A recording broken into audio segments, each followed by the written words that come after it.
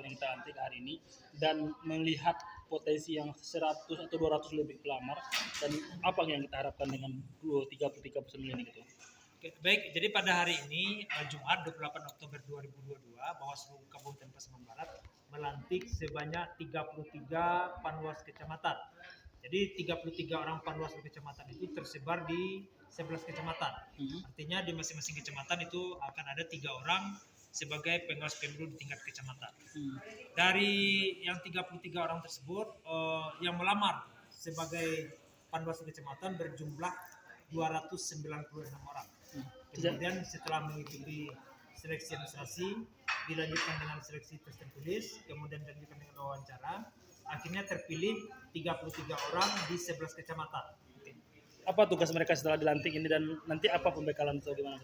Jadi pada hari ini sesuai dengan schedule yang sudah kita buat, pertama pelantikan dan pengumuman, kemudian nanti akan ada pembekalan secara umum sampai dengan besok orientasi tugas-tugas pengawas pemilu baik di tingkat kecamatan ataupun pengenalan berkaitan dengan tugas-tugas kelembagaan. Oke, sekarang kan sudah mulai tahapan betul. Apakah mereka langsung bertugas atau bagaimana nih gitu? Ya, sekarang kita kan tahapan pemutakhir verifikasi pendaftaran partai politik dan di tingkat kecamatan sudah terbentuk. Kita masih menunggu instruksi-instruksi berikutnya. Apakah nanti tahapan-tahapan ini juga masuk ke dalam ranah yang harus diawasi oleh panwas kecamatan? Oke. Izin Ketua, dalam pelaksanaan seleksi kemarin ini apakah ada intervensi atau titipan? Berkaitan dengan pelaksanaan seleksi panwas yang kemarin, setiap pelamar, setiap warga masyarakat yang memenuhi persyaratan tentu dia mempunyai hak untuk melakukan atau melamar kepada panwaslu kecamatan. Nah, intervensi-intervensi yang dilakukan berkaitan dengan proses seleksi ini itu dalam artian kita juga sudah mempunyai standar-standar penilaian yang berkaitan dengan baik di kelolosan secara administrasi, kemudian kelolosan secara tes tertulis, dan juga terakhir kelolosan di saat wawancara. Apakah ada titipan dari pejabat atau partai politik dalam tidak ada titipan-titipan seperti itu. Ya. Dari latar belakang kemarin pemilu tahun yang lalu, apa saja pelanggar yang terbanyak atau yang jamak terjadi, Ketua?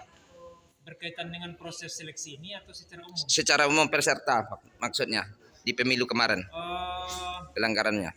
Pelanggaran yang terjadi, yang pertama bisa kami sampaikan begini, pada saat proses rekrutmen panwaslu kecamatan untuk pilkada itu tanggapan masyarakat tidak begitu banyak. Nah, pada proses yang sekarang ini terjadi peningkatan tanggapan masyarakat terhadap calon-calon panwaslu kecamatan.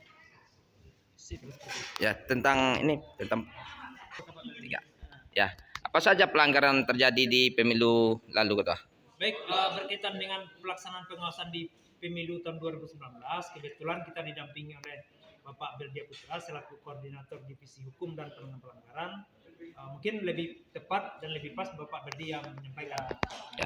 Baik, tren pelanggaran pada pemilu 2019 kemarin memang ada 4 klasifikasi pelanggaran pemilu itu yang diatur Undang-Undang 7 itu. Yang pertama pelanggaran administrasi, kemudian pelanggaran tindak pidana pemilu, pelanggaran kode etik, kemudian pelanggaran peraturan perundang-undangan lainnya. Jadi tren pelanggaran pada pemilu 2019 kemarin itu ada tindak pidana pemilu yaitu money politik, memang ada 1 yang sudah inkrah naik ke pengadilan. Kemudian ada lagi pelanggaran peraturan perundang-undangan lainnya yaitu terkait dengan netralitas ASN. Nah, ke depan frame pengawasan yang dilakukan oleh Bawaslu itu lebih kepada pencegahan untuk meminimalisir pelanggaran pada pemilu 2024. Jadi frame-nya itu lebih kepada persuasif. Jadi mengedepankan pola-pola pencegahan. Jadi Bawaslu sekarang dengan Bawaslu yang kemarin barangkali agak berbeda ya tren cara-cara pengawasan yang kita lakukan. Nah, sekarang itu kita mengedepankan lebih kepada pencegahan. Bang, kalau potensi apa, Bang, yang paling besar? Potensi yang paling besar itu barangkali money politik.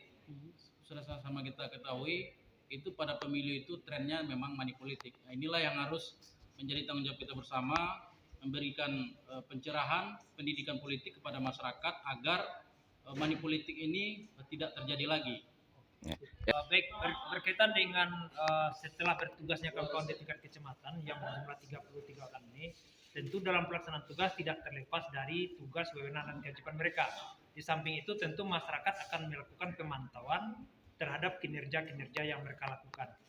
Nah, kalau seandainya terjadi pelanggaran berkaitan dengan yang dilakukan oleh panwas kecamatan, kita juga sudah mempunyai saluran itu berkaitan dengan pelanggaran kehormatan, pelanggaran kode etik.